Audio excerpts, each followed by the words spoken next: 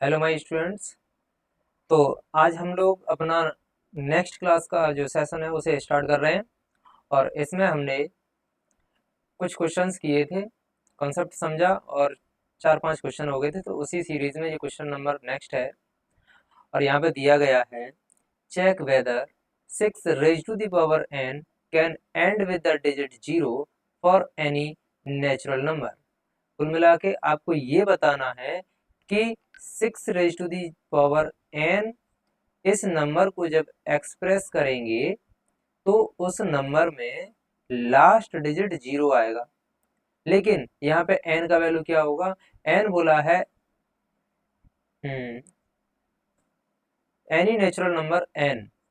तो n क्या है? नेचुरल नंबर है। और नेचुरल नंबर मैंने आपको बता चुका हूँ, 1 2 3 4 ये सभी नेचुरल नंबर होते हैं। तो आप यहाँ पे चेक करेंगे कि 6 रेज टू दी पावर अगर 1 कर दिया जाए तो इसका वैल्यू 6 आएगा। 6 रेज टू दी पावर 2 कर देंगे तो इसका वैल्यू 36 आएगा। 6 रेज टू दी पावर 3 कर देंगे तो इसका वैल्यू 216 आएगा। सेम आप आगे जैसे जैसे चेक करेंगे आपको पता लगेगा कि लास्ट डिजिट तो 0 नहीं 6 ही आ रहा है। इसका मतलब इसका आंसर जो उसने बोला है कि क्या ये चेक करिए आप कि इसके लास्ट में कोई डिजिट 0 आएगा। तो आप इतना तो आप समझ गए होंगे कि यहाँ से लास्ट डिजिट 0 तो नहीं आएगा। अगर 0 नहीं आएगा तो इसको एज अ क्वेश्चन की फॉर्म कैसे लिखना है, इस चीज को तुम्हें यहाँ पे थोड़ा सा नोटिस करना है। तो यहाँ लिखने का तरीका क्या रहेगा वो मैं आपको समझाने की कोशिश करूंगा, देखना ध्यान से।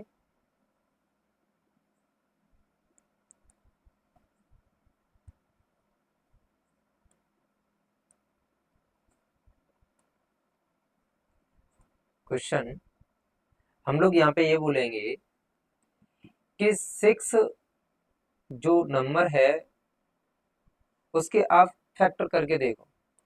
फैक्टर करेंगे तो फैक्टर में जैसे किसी भी नंबर के लास्ट में अगर 10 आया हुआ है, 10 मतलब 0 आया हुआ है, तो उस नंबर में एक फैक्टर 10 का रहा होगा। और एक फैक्टर 10 का रहा होगा तो इसका मतलब उसमें, अच्छा 10 कैसे बनता है?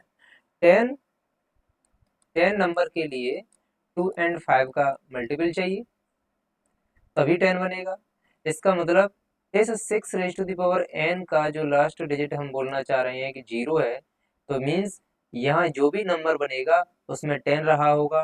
10 बोले या फिर 2 मल्टीपल 5 बोले। तो कहने का मतलब ये हुआ कि 6 raise to the power n means इस 6 के जब हम फैक्टर करेंगे तो उस फैक्टर में एक आपको फैक्टर कुछ ऐसा दिखेगा, 2 मल्टीपल 5। तो ये पॉसिबल है। तो यहाँ आप चेक करो ध्यान से कि क्या ये आपको दिख रहा है ऐसा कुछ फैक्टर। अगर दिख रहा है तो ठीक है। यहाँ आपको लिखना चाहिए, क्या बताया मैंने, अगर कोई भी नंबर है और उसका डिजिट लास्ट डिजिट 0 है तो उसमें एक फैक्टर 10 आएगा। तो आप यहाँ बोलेंगे if any number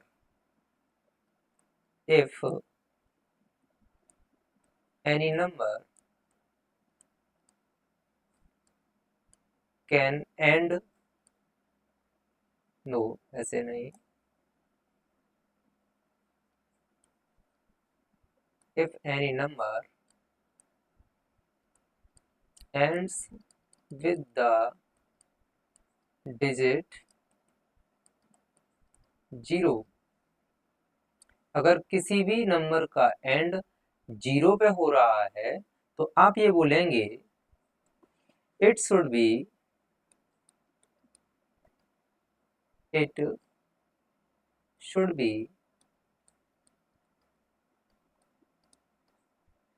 divided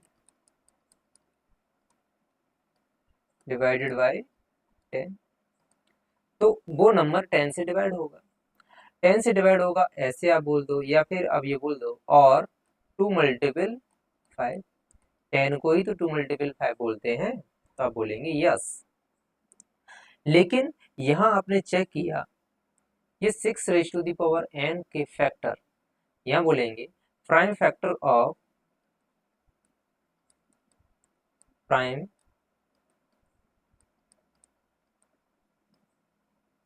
factor of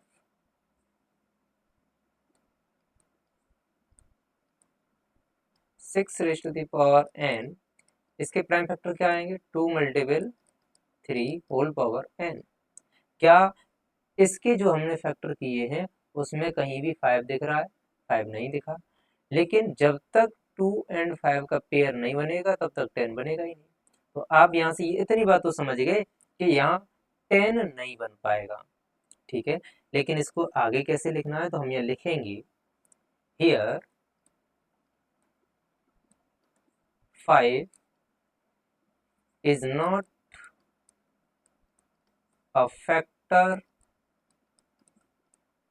of 6 raised to the power n, क्योंकि यहाँ 6 raise to the power n में 5 का एक फैक्टर नहीं है, इसलिए देयरफॉर अर्थात हम ये बोल देंगे 6 raise to the power n can not end with the digit 0, cannot end with the digit 0, with the digit 0 for any natural number. आप यहाँ पे कोई भी नेचुरल नंबर ले लीजिए, for any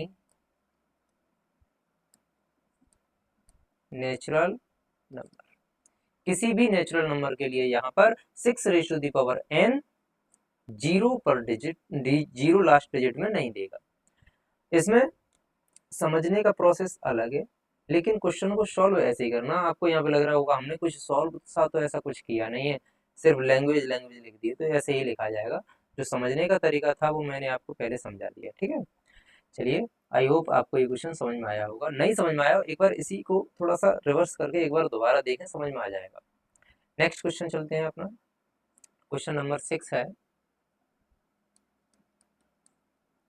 explain why 7 multiple 11 multiple 13 plus 13 and 7 multiple 6 multiple 5 multiple 4 multiple 3 और ये number है आर कंपोजिट नंबर। फाइनली आपको ये बताना है कि एक तो ये नंबर और एक यहाँ से लेके यहाँ तक ये एक ही नंबर है, क्या ये नंबर कंपोजिट नंबर है? तो सबसे पहले आप इसको टारगेट करेंगे। यहाँ लिखा हुआ है 7 मल्टीपल 11 मल्टीपल 13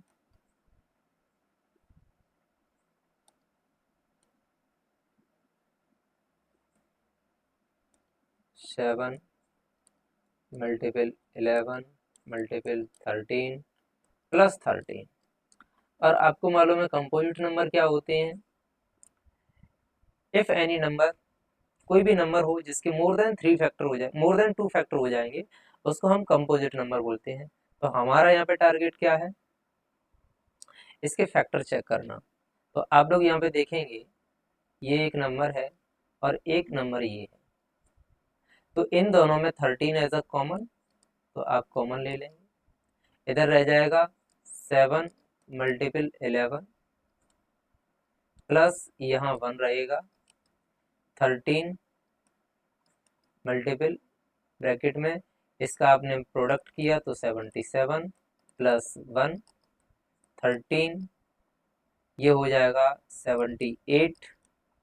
नेक्स्ट 13 मल्टीपल 78 के फैक्टर करेंगे, 6 मल्टीपल 13 आएगा। नेक्स्ट आप इसको सॉल्व करेंगे तो क्या बनेगा? 13 raise to the power 2 multiple 6, है ना? तो आप यहाँ पे देख पाएंगे कि यहाँ कितने फैक्टर हो रहे हैं?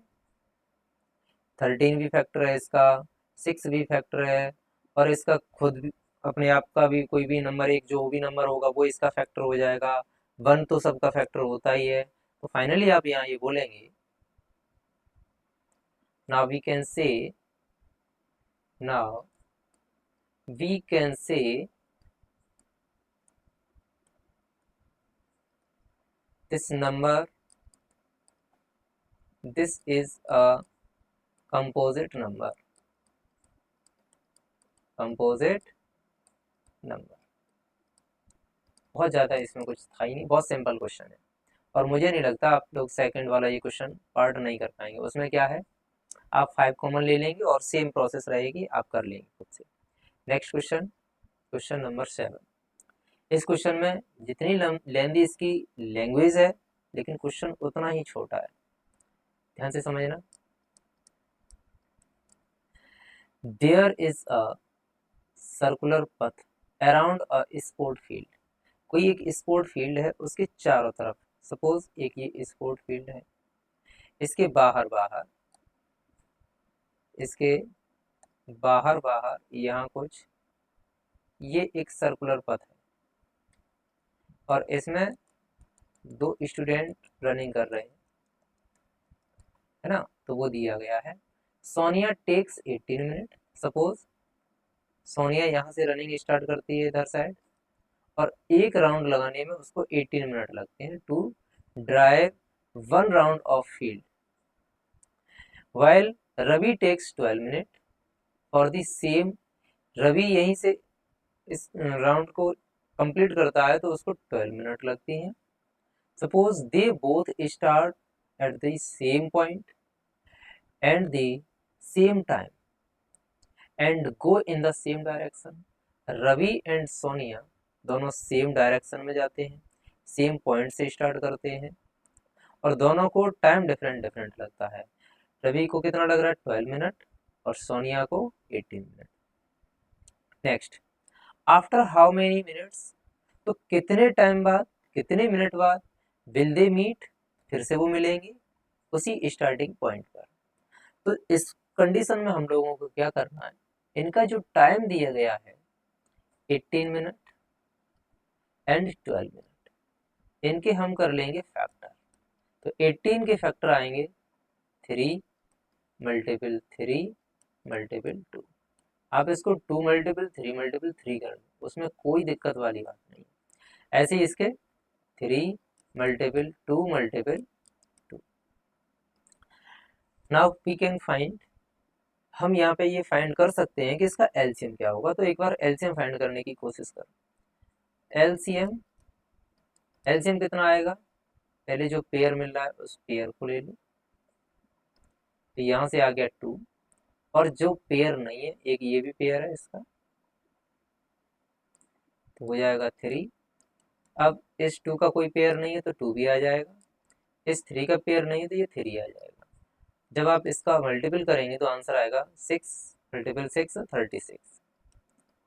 तो ये जो 36 आया ये क्या है, यहाँ पे 18 क्या था, मिनट टाइम था, 12 क्या था, 12 मिनट था, टाइम था। तो यहाँ पे ये 36 है, ये भी टाइम है 36 मिनट। तो हम लोग यहाँ पे ये बोलेंगे हेंस सोनिया एंड रवि, या फिर ये बोल दो they can meet, they meet at the starting point, at the starting point, इसको भगाओ, at the starting point after 36 minute. तो यहां से ये पता चला कि अब वो जब स्टार्टिंग कर देंगे तो 36 मिनट बाद दोनों फिर से उसी स्टार्टिंग पॉइंट पर मिल जाएंगे आगे। आई होप ये क्वेश्चन समझ में आएगा, बहुत छोटा सा क्वेश्चन है। और इसी के साथ आपकी फर्स्ट एक्सरसाइज हो जाती है कंप्लीट। अब हम जंप करेंगे नेक्स्ट एक्सरसाइज पर, एक्सरसाइज नंबर 1.2। और इसमें आप लोगों को क्वेश्चन कुछ ऐसे देखने के लिए मिलेगा, कोई रेशनल नंबर या इरेशनल नंबर, मोस्टली यहाँ पे इरेशनल नंबर दे रखे होंगे,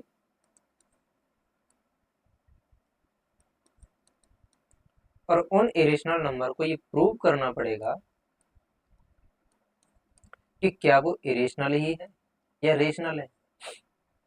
तो उसी टाइप का एक फर्स्ट क्वेश्चन है अपने पास, इस फर्स्ट क्वेश्चन को टारगेट करेंगे और देखेंगे ये कैसे सॉल्व करना है।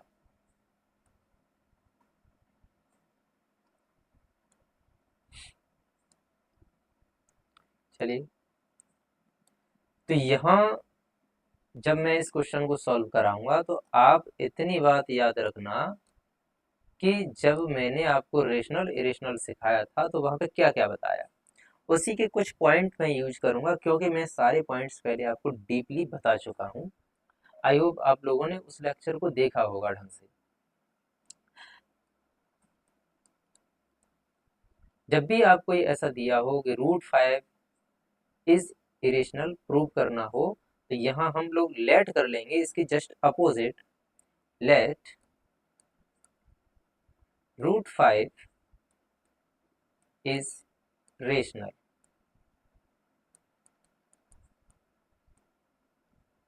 हमने ये लेट कर लिया कि √5 एक रेशनल नंबर है, और क्योंकि ये रेशनल नंबर है तो हम ये बोलेंगे, तो ये √5 की हम कंपेयर कर सकते हैं P/Q से। अब जब हमने इसको रेशनल नंबर लेट कर ही लिया है तो रेशनल नंबर का तो कंपेयर P/Q से कर सकते हैं, लेकिन P/Q क्या होता है यहाँ लिखना पड़ेगा, where P&Q are coprime.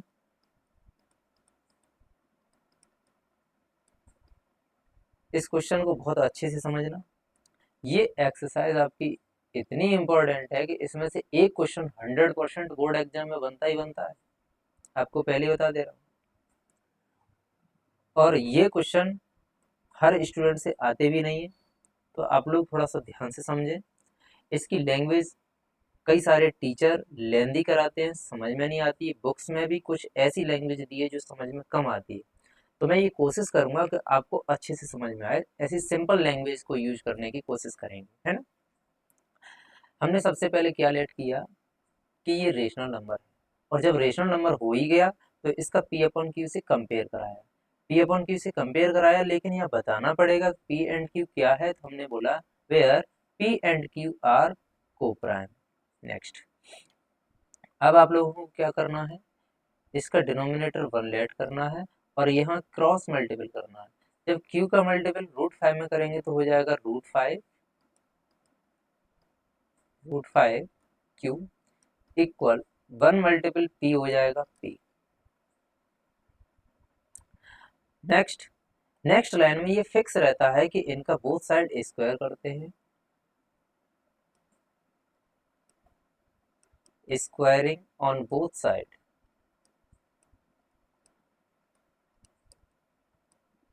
Squaring on both side, तो उस केस में √5 Q whole square equal P whole square.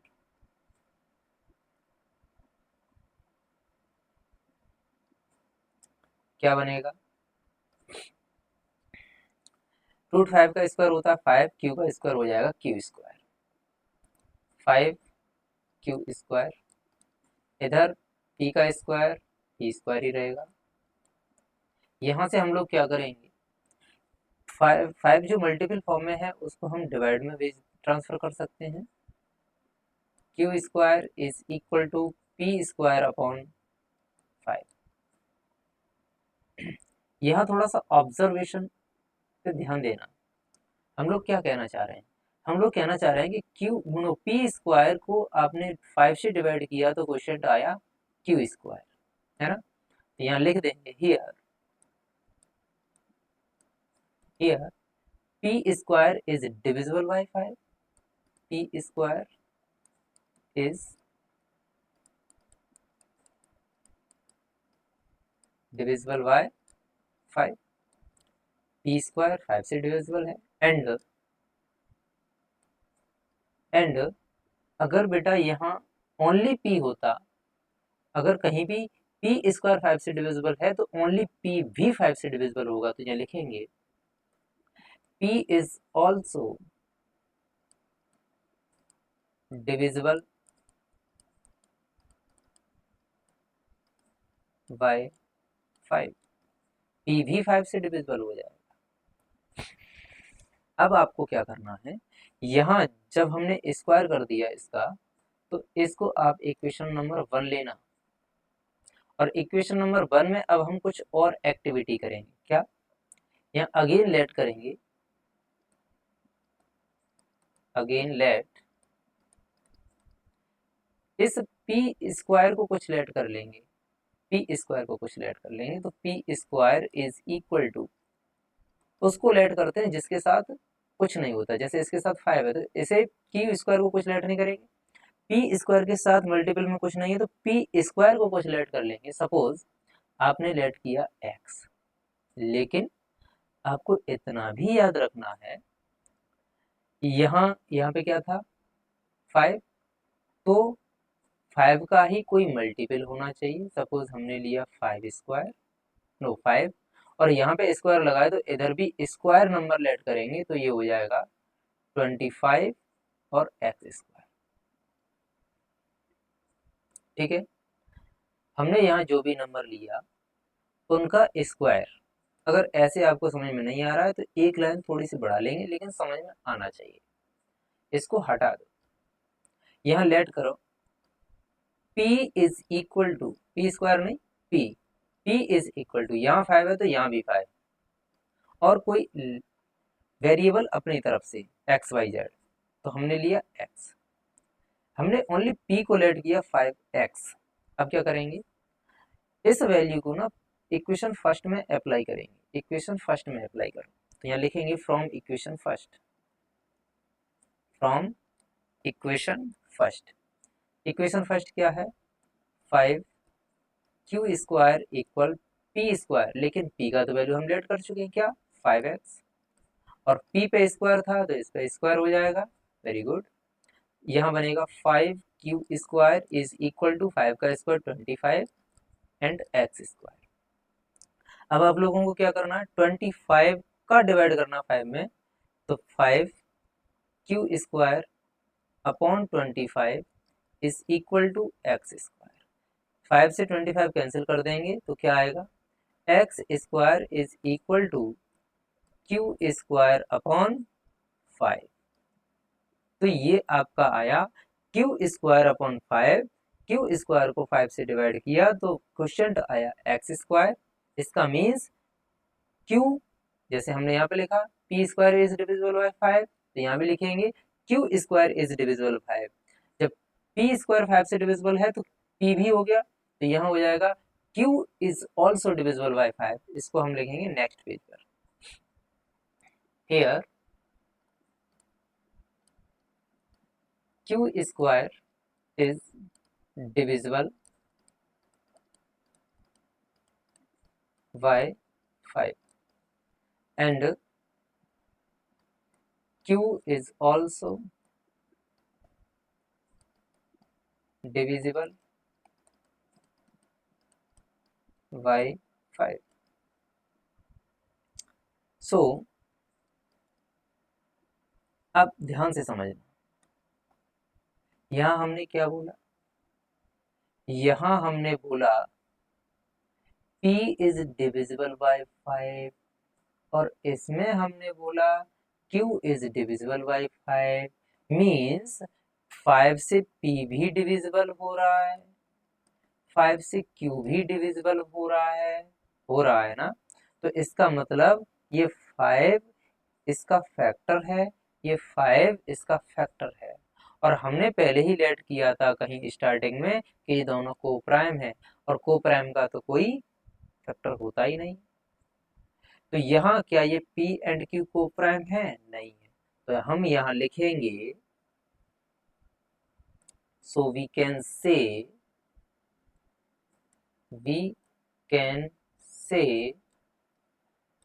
5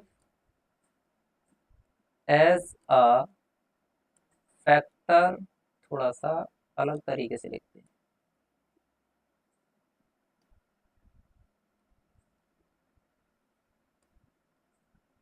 यहाँ लिख लो, we can say P and Q have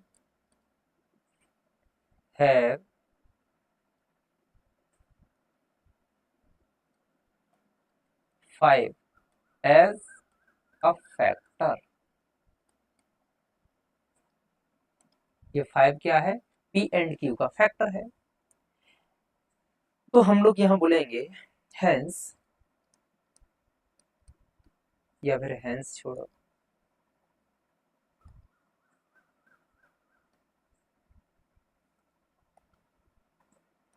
इसलिए इसलिए this is the contradict the fact, यहाँ ये कॉन्ट्राडिक्शन हो रहा है। उधर तो हमने बोला कि पी एंड क्यू को प्राइम है, को प्राइम बोला, और यहाँ हम क्या देख रहे हैं कि दोनों का ये 5 फैक्टर है, तो ये को प्राइम नहीं होंगे, तो यहाँ ये कॉन्ट्राडिक्शन हो गया, तो यहाँ ये चीज लिखनी पड़ेगी। This is the contradict that the fact, this is the contradict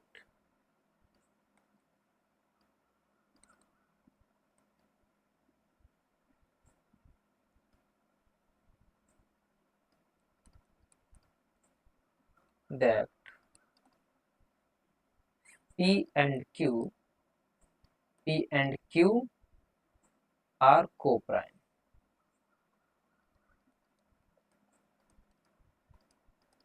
ये कॉन्ट्राडिक्शन हो गया कि ये को प्राइम है। अगर बेटा ये को प्राइम नहीं है और को प्राइम नहीं है, तो इसका मतलब यहाँ P upon Q rational number की फॉर्म में नहीं है, और ये रेशनल नंबर की फॉर्म में नहीं है, तो ये भी रेशनल नंबर नहीं है, और ये रेशनल नहीं है तो इरेशनल होगा ही होगा।